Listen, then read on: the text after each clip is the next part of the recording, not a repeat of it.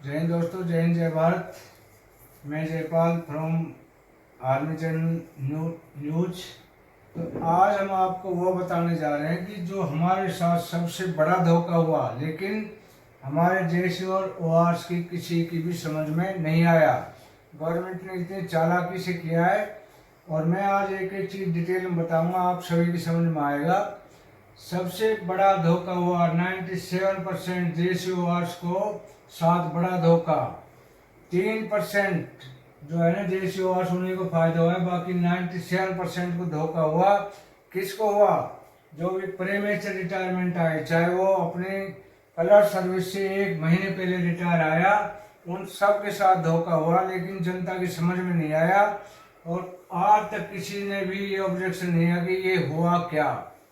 ये है OROP 3 table का जज्बा। जागो साथियों, जागो। क्यों अभी भी गुलाम हो चुके हो? क्यों जुबान पे ताला पड़ा है तुम लोगों के? तुम्हारे साथ क्या हुआ किसी की समझ में नहीं आया। मैं बताना चाहता हूं कि क्या अपना हक मांगने पर ऑफिसर्स खा जाएंगे?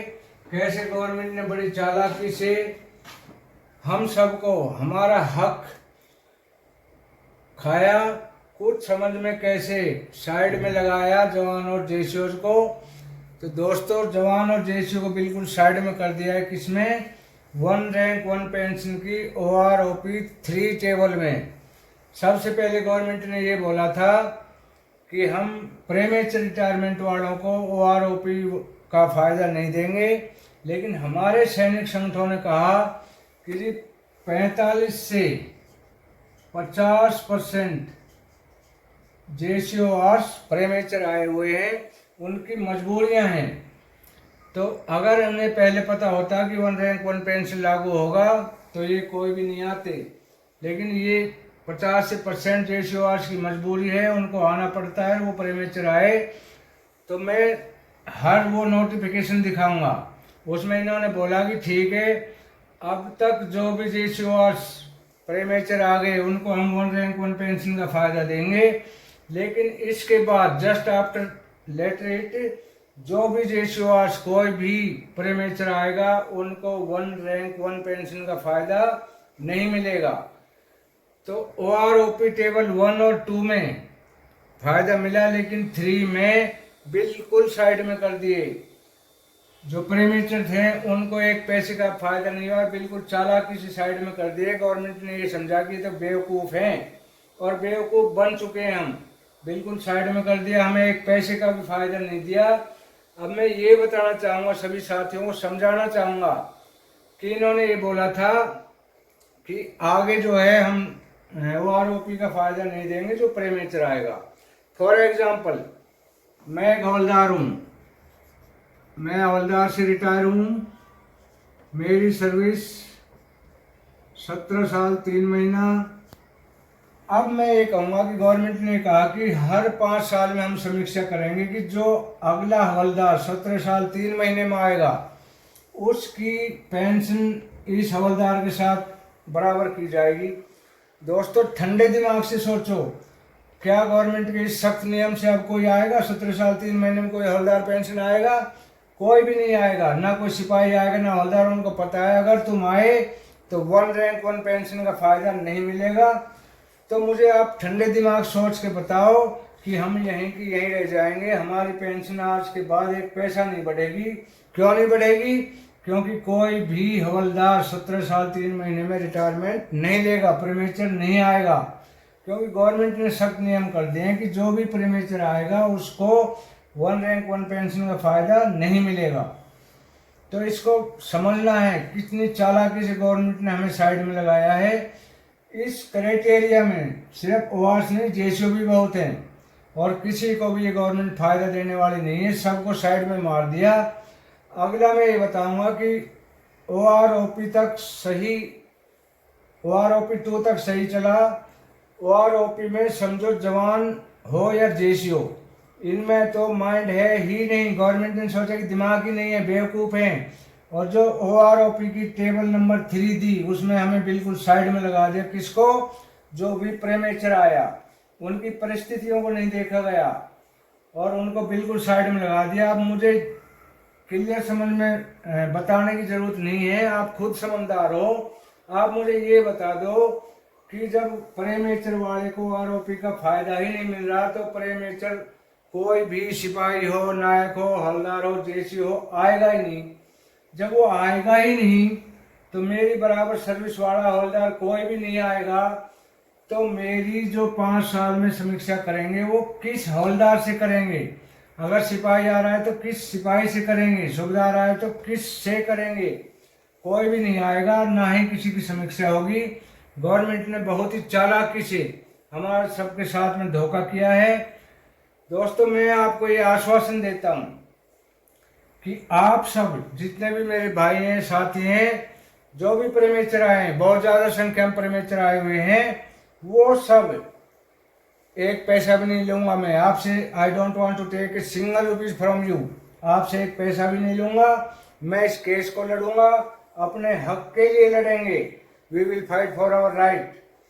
आपने सिर्फ मेरे जो कमेंट बॉक्स है, मेरे चैनल जो है, इसको सब्सक्राइब करना है और मेरे कमेंट बॉक्स में जितने भी साथी प्रेमेचर आए हुए हैं उन सब ने अपना आर्मी नंबर, रैंक, नाम, रेजिमेंट सिर्फ इतना लिख के मेरे कमेंट बॉक्स में डालना है।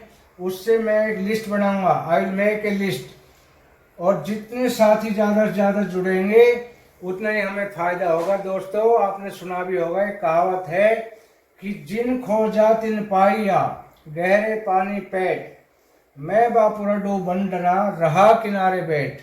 साथी भी अपना हक के लिए लड़े हैं, उनको वो हक मिला है, लेकिन इस लड़ाई में मैं अकेला कुछ नहीं कर सकता।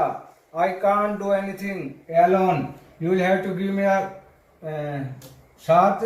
सभी ने मेरे साथ देना है। और ये रिक्वेस्ट है मेरी कि सब भाई मेरे जो कमेंट बॉक्स है, इस वीडियो को जो भी देखेगा उस कमेंट बॉक्स में सभी साथियों ने, all my friends are requested to put your detail in my comment box कि आर्मी नंबर, रैंक, नाम, रेजिमेंट और क्वालिफाइंग सर्विस, कि हमने सर इतने साल क्वालिफाइंग सर्विस की है, ताकि मैं एक लिस्ट बना सकूं। और मैं आपके हक के लिए, मैं रहूं ना रहूं, लेकिन आपके लिए जब तक मैं जिंदा रहूंगा मैं लड़ूंगा।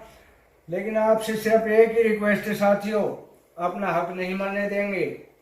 हमने लड़ना है।